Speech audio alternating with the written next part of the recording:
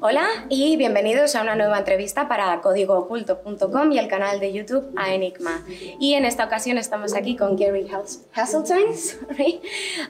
Así que a brief introduction in case somebody in the audience doesn't know you yet. Okay. He's a former police detective, ICER vicepresident, director of the UFO Truth Magazine, Yep. Royal Air Force Police, Yes. also British Transport Police, Yes. and he has researched the Rendlesham UFO incident very, very deeply. Yes. Is that correct? You want to add anything else? No, you got it all in there. Oh, perfect. So, first question, it's the obligated one. What's your take on the recent UAP report? Because you see many people are disappointed with it. They were kind of expecting the big announcement was to be made with that. So what's your take? I didn't expect a big announcement. Mm-hmm. I was disappointed in the length of the report, Yeah. because we were led to believe it would be something like 40 pages, something like that. But in the end, it didn't matter, because the 9 pages, if you read between the lines, were very important. Not least the fact that they said that 143 cases of 144 cases in the report couldn't be explained.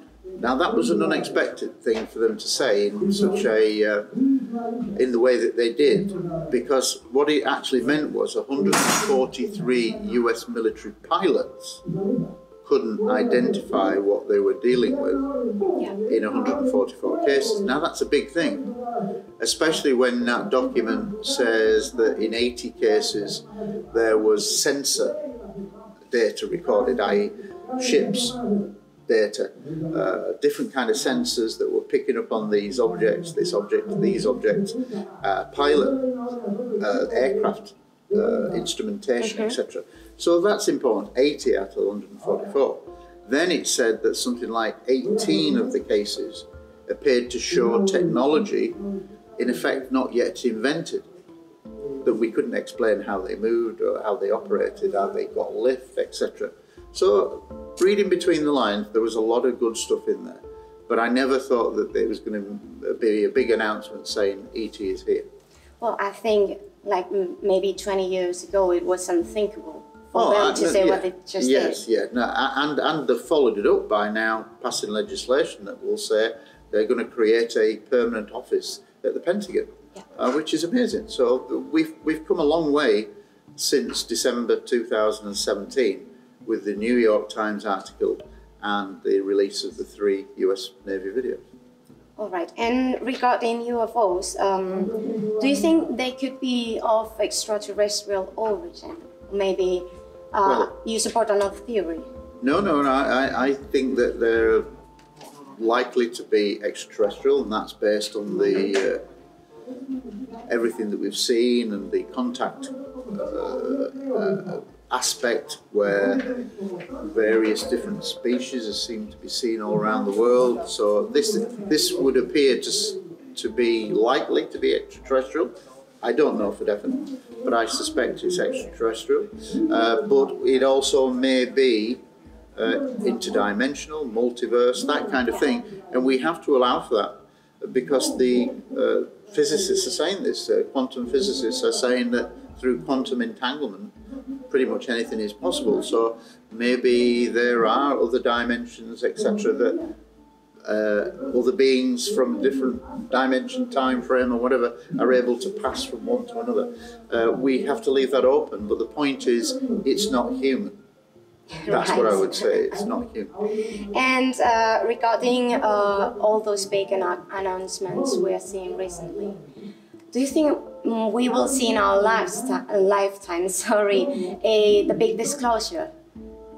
I think there's a good chance we're coming close to that, in the sense of, once those 3 videos were out and confirmed as being US Navy, unidentified, I think the genie was out the bottle.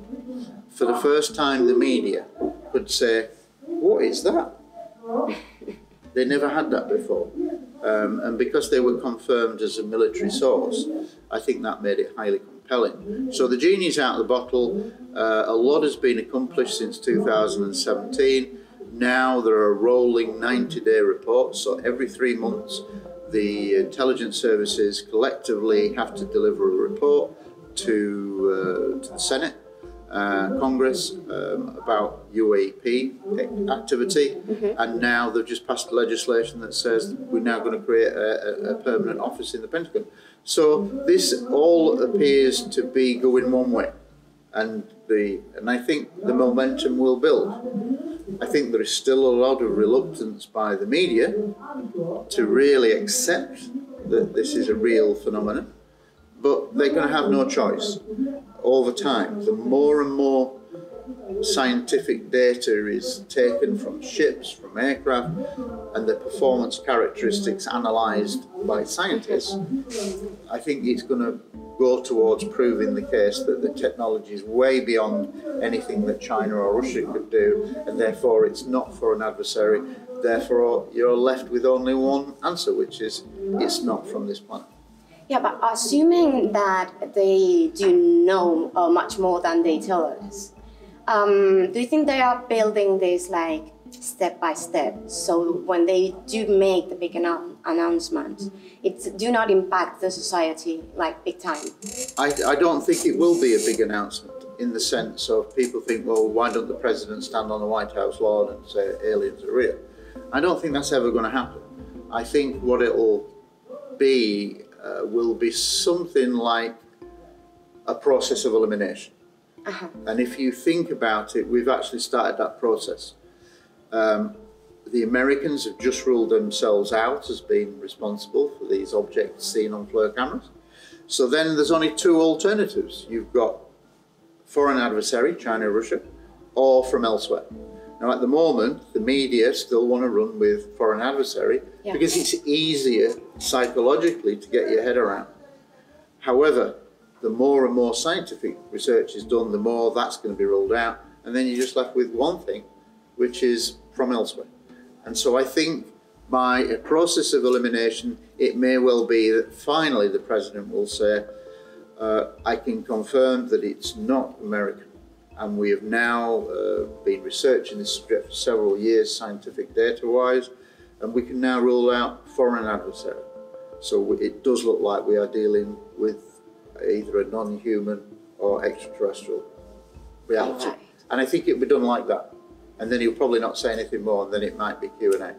But it's not going to be this big. And I also don't think that even if that happens, I don't think that they will say, well, actually, we've been studying this for 20 years, and this is all our secret research. They're never going to show you all that secret research. But that doesn't matter. The point is the world gets to know. Absolutely.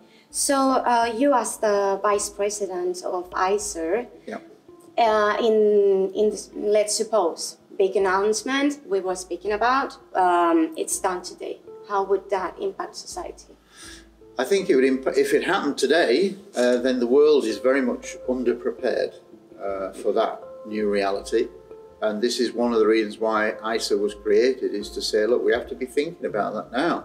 Society needs to be addressing this question now. What if it is real? Are we just going to do nothing, or are we going to start preparing? And we think psychologically the way to prepare people is through awareness courses.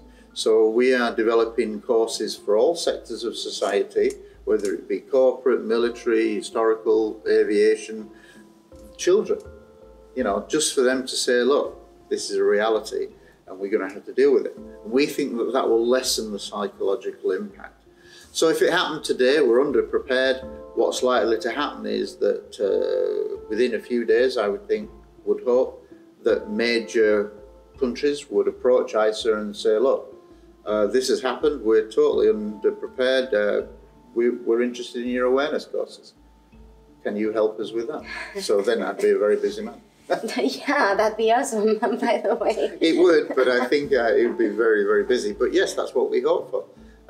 Because as we move closer down that line towards that confirmation that we're dealing with something else, I think more and more the corporate world, governments will start to recognise that we have to do something. And hopefully they'll come to ICER because of our global footprint and say, we think you're the best people to help us with this. Fantastic. So, final question, sir. Because it's my understanding that you have carried out an extensive research on the Rendlesham case. Yes. And you are writing about it. And Yes. what I've seen that you have said is that you have new testimonies. Yes. About that in your words, would change the narrative. Yes. So, is there anything you can advance? In the sense that most people within the UFO subject recognise that the Rendlesham Forest case is the second best case in history after Roswell from 1947. Such a famous case, but it's also the most complex case because it was over successive nights of activity. Yeah. This is not a one-off event. This is maybe 14 or 15 different UFO events over successive nights of activity. It involves nuclear weapons. There's a lot at stake. So what you'll find is that there is more politics involved in the Rendlesham Forest case than any other case I'm aware of. So there are a lot of powerful agencies who do not want aspects of the case to be made public. And that's what you're fighting against. And so what I will say is that the narrative of the case, as the way it's been portrayed in the media for the last 25 years, I think is wrong. And that will change, hopefully, with the new information that will give many more people a voice that should have had a voice for many years but haven't, or have been reluctant to come forward because of the existing narrative, the way it's shown. So hopefully, like I said at the end of my presentation this morning, by 2022, hopefully the narrative will change as new testimony comes to light about these incredible events, some of which people never going on record before. Thank you so much, sir. You've been really, really kind.